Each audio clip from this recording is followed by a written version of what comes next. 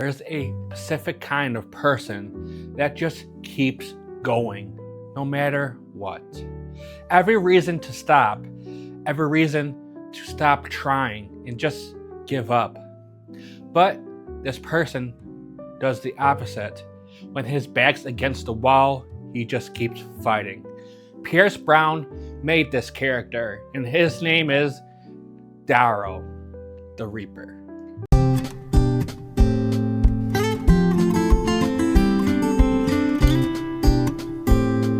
I'm Zach, and this is the Literary Tailor, where we have great books and even better conversations.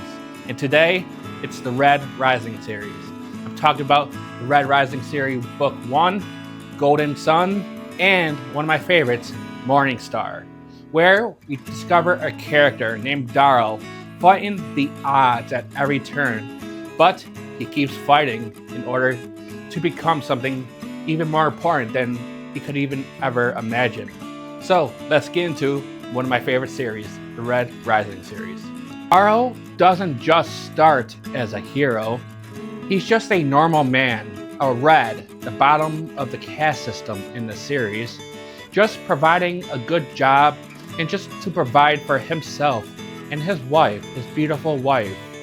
And he doesn't reach above his station, he knows where he stands, but this all changes when his wife is hanged.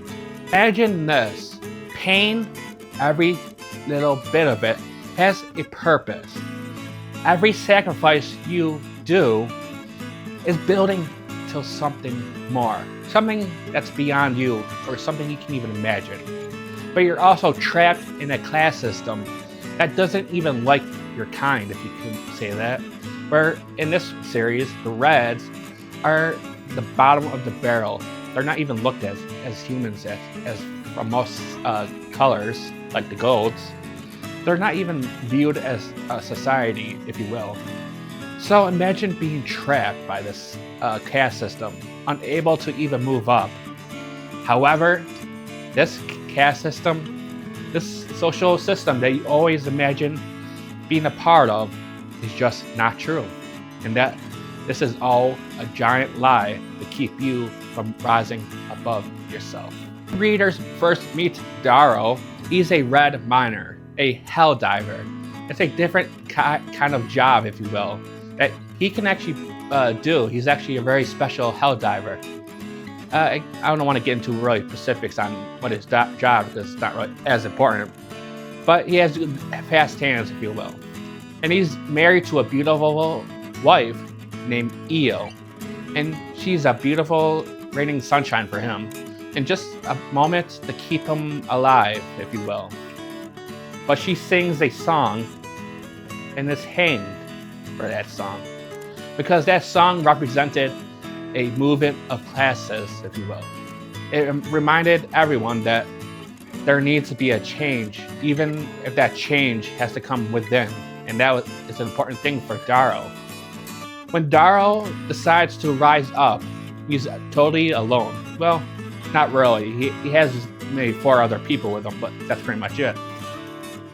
He's, if you will, changed for almost every single aspect of it, from his physical appearance to his mental health.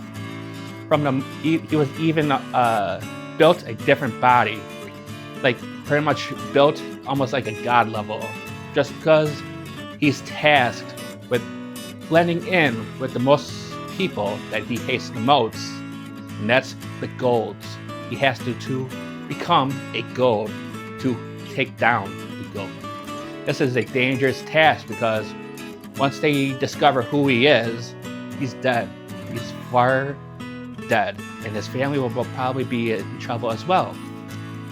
But his first task in order to accomplish this is to attend a school called the Institute, where this school, this education, changes him completely because this school, this institute, teaches everyone, the students, to become a weapon. And it's here where he meets future rivals and most of all, his future allies, such as Savio and his love of his life, if you will, Mustang. But this institute shows him the trouble of the world that he's in. Because from the moment he arrives there, he has to do something he wished he never had to do, that would become a major moment, if you will, in this book. And that is, in order to even pass in this school, in order to get a foot in, he has to kill someone. He has to kill someone's brother. And that's a big task for him. Well, not too much. He was able to put the fight in really easily. But this would be the chain of outcome that would alter him for the worst and as the best as well.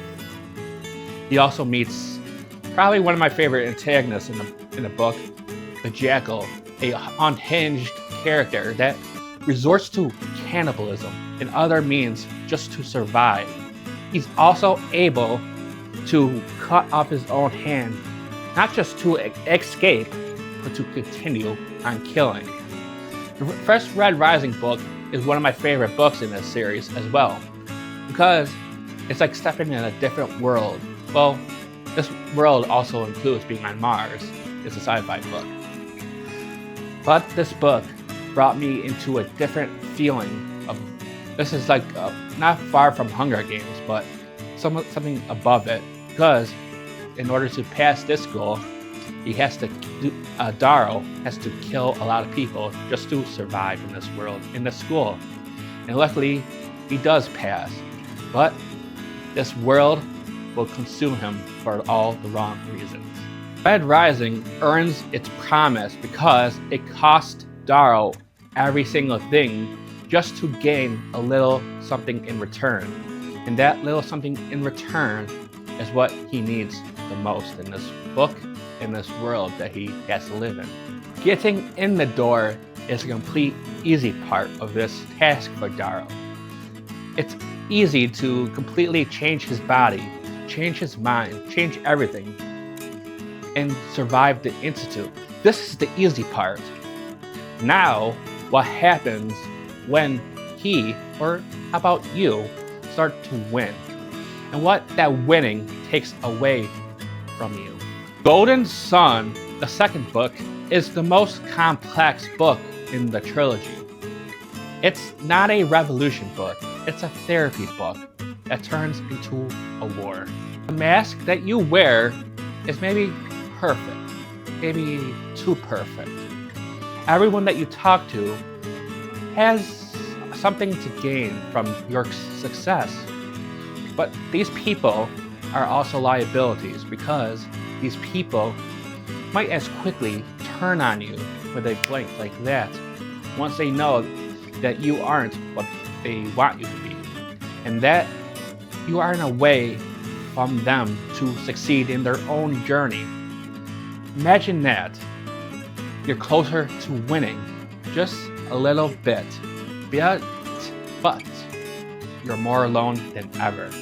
This is what Darrow feels in The Golden Sun. What happens to your identity when the mask that you wear becomes not just the key, but you start to become that very mask that you represent?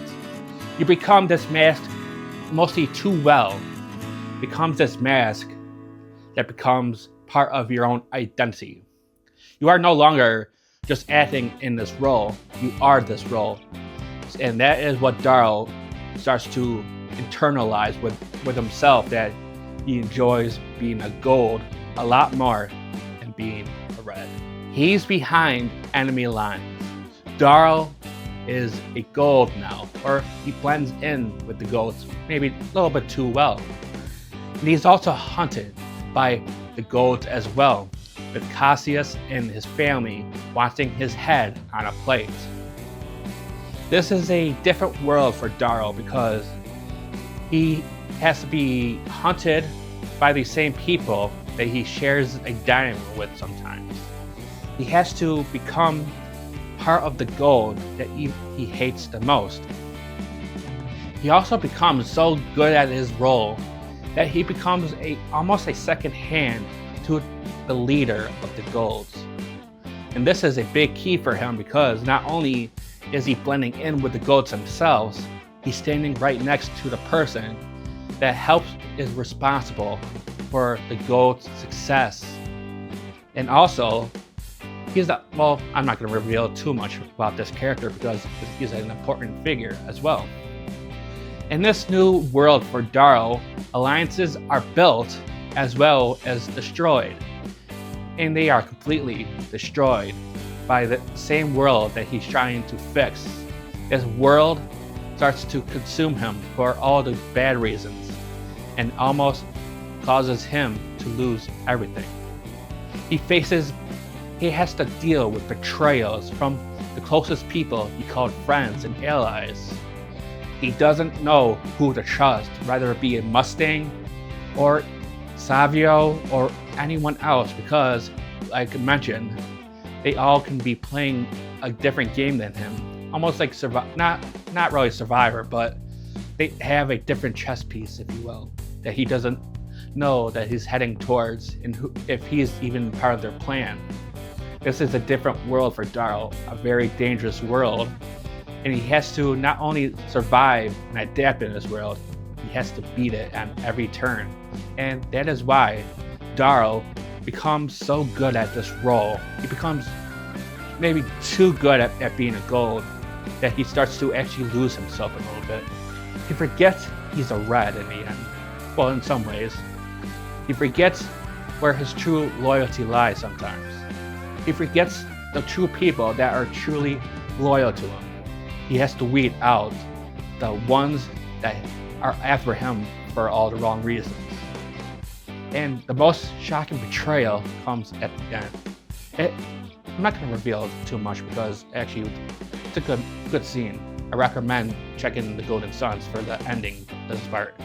Golden Sun asks whether it's possible, even a tiny bit, and you can free and fight for people's freedom while being entirely unfree yourself. And it doesn't answer back. Sorry for the interruption. I also want to inform you guys that I actually started a podcast as well, because talking about books has to go beyond talking about on YouTube for me. Because talking about books is just a way of life for me. So I started a podcast because I wanted to continue the conversation on there. My podcast is the Literary Tailor Podcast. It's released, or new episodes are released every Tuesday morning. And I talk about a lot of books or similar things, but I dig deeper just a little bit, have a more dissection, have a more intimate feel with these books and stories. And I just want to talk about them even more. So I started the podcast. You can find my podcast on Spotify or even on YouTube in the podcast section. Check it out and tell me what you guys think about it. I'd like to keep conversations going as much as possible. Thank you.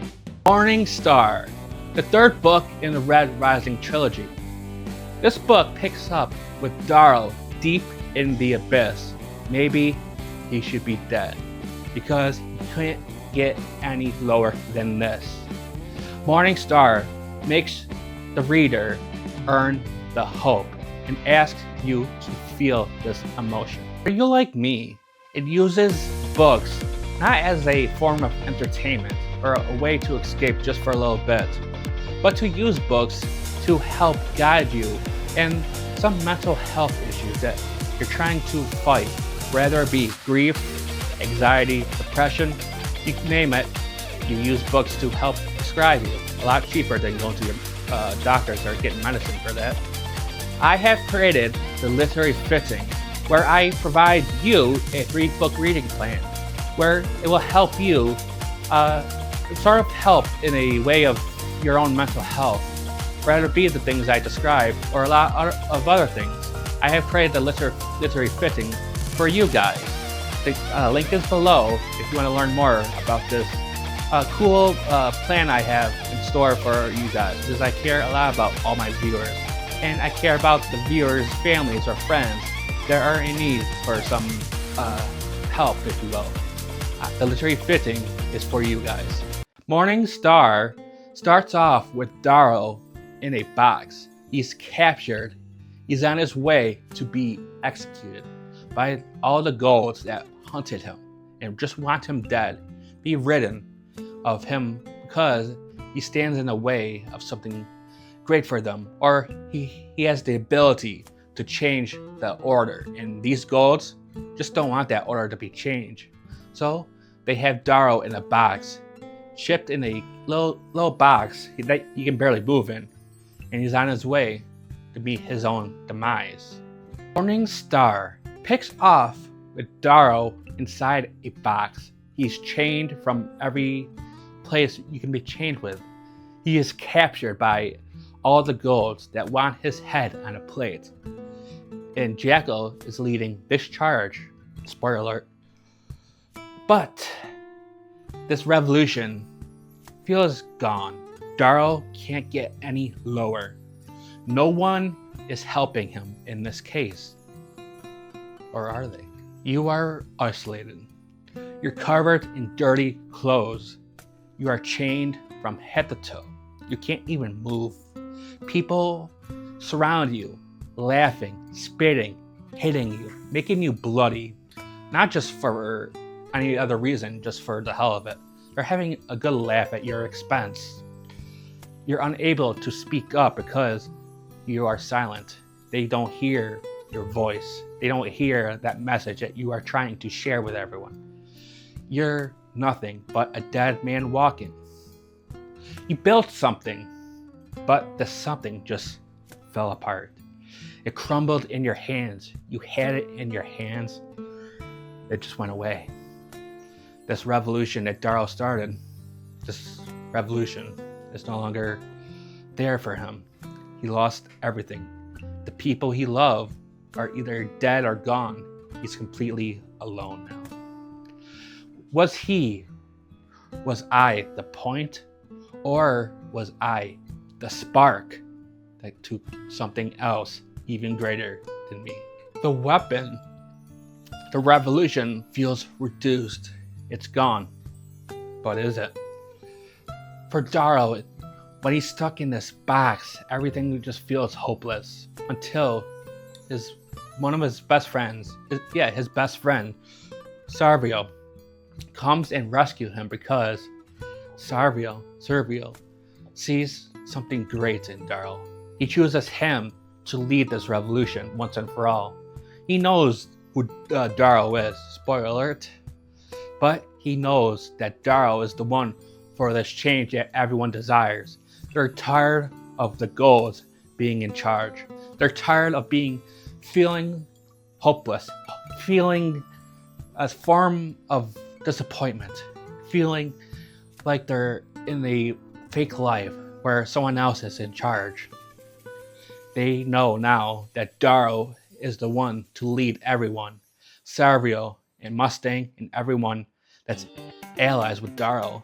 Darrow is the one to lead them to this new life, this new light where they can finally become their true self. That they no longer have to fear from this gold. They can actually stand up and rise against this gold. Darrow is the spearhead for this. He is the one that will speak the loudest. He's the one that will move this movement even higher than it ever had before. Darrow is the man behind the revolution, and he's the one that's going to finish this revolution. This is what allies in this book see within Darrow. They see the important man behind it, that is his eyes. They see the man, the important man that he truly is in this revolution. And this book shows how Darrow reacts and responds to these final acts. But are they?